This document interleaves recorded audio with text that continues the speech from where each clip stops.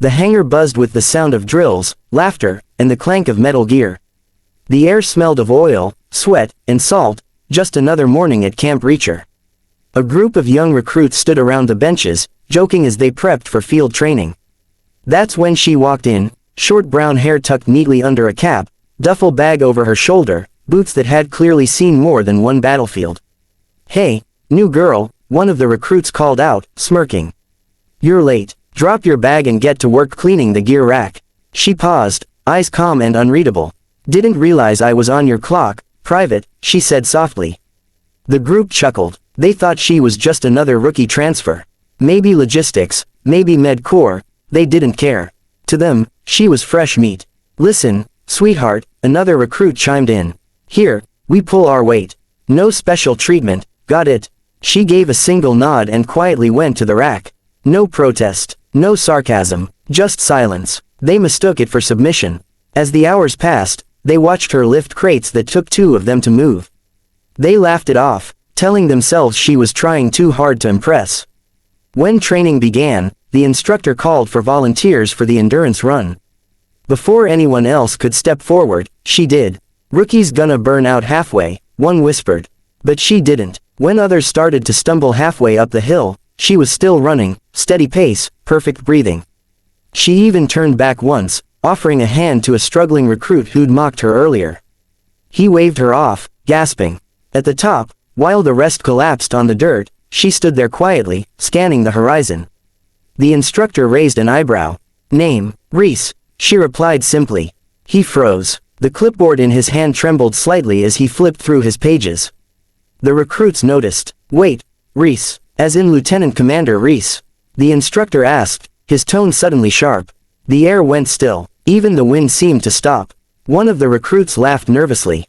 "No way, she's just a transfer, right?" But the instructor wasn't laughing. He looked at her with something close to awe and guilt. "Recruits," he said slowly, "you've just spent the morning bossing around a decorated Navy SEAL veteran. Silver Star, 2 tours in Kandahar, rescued an entire platoon under fire." The group's faces drained of color. The same woman they'd mocked was standing a few feet away, calm, expression unreadable. Reese adjusted her cap. "Don't worry about it," she said quietly. "You didn't know." Then, after a pause, she added, "But now you do. So let's train properly this time." The recruits straightened instantly, suddenly aware that the person they'd dismissed as a rookie had walked through hell and back, while they were still learning how to tie their boots. The recruits stood in a stunned semicircle as Reese tightened her gloves, preparing for the next drill. The instructor gave a subtle nod. Training continued, but the atmosphere had changed completely. The joking had stopped. The smirks were gone. Every movement now carried a strange mix of guilt and admiration. Reese didn't use her rank. She didn't correct anyone. She just led, silently, efficiently. When a recruit's rifle jammed, she crouched beside him, guiding his hands through the unjam and reload motion. "Easy on the bolt," she said, her voice calm but firm. "The weapon listens to patience, not panic." He nodded, cheeks flushed. "Yes, ma'am." By noon, the team was soaked in sweat. The obstacle course loomed: mud, walls, barbed wire, ropes. Reese stood at the start line, mud already streaked across her boots. One recruit whispered, "Think she'll go easy on us?" The instructor heard it and smiled. Faintly, "You'll find out soon enough." The whistle blew. Reese took off first, not sprinting, not showing off, just smooth and controlled. When others stumbled, she slowed down to pull them up. When one woman slipped into the mud pit, Reese turned back, offering a hand again. "We don't leave anyone behind," she said. Her tone carried the weight of memory, of someone who had lived those words under real fire.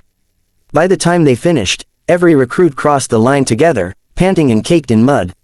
Reese was the last to step out, but she was the only one not bent over gasping. She just smiled faintly. "That's better. That's how a unit moves." Silence followed. Then, slowly, one of the recruits, the same one who'd called her sweetheart earlier, stepped forward. "Ma'am, I'm sorry," he said quietly. "Didn't know who you were." Reese met his eyes, her expression softening. "You don't have to know who someone was to treat them with respect," she said. "Ranks fade. Character doesn't." The instructor, clearly moved, nodded toward her. Lesson of the day: recruits, leadership doesn't bark orders, it earns trust. When training ended, The sun was setting behind the camp. Most of the recruits sat around the benches, quiet and reflective. Reese was cleaning her rifle at the corner table when the same group approached her again. "Lieutenant Commander," one said hesitantly, "would you tell us about your last mission?" Reese looked up, eyes distant for a moment.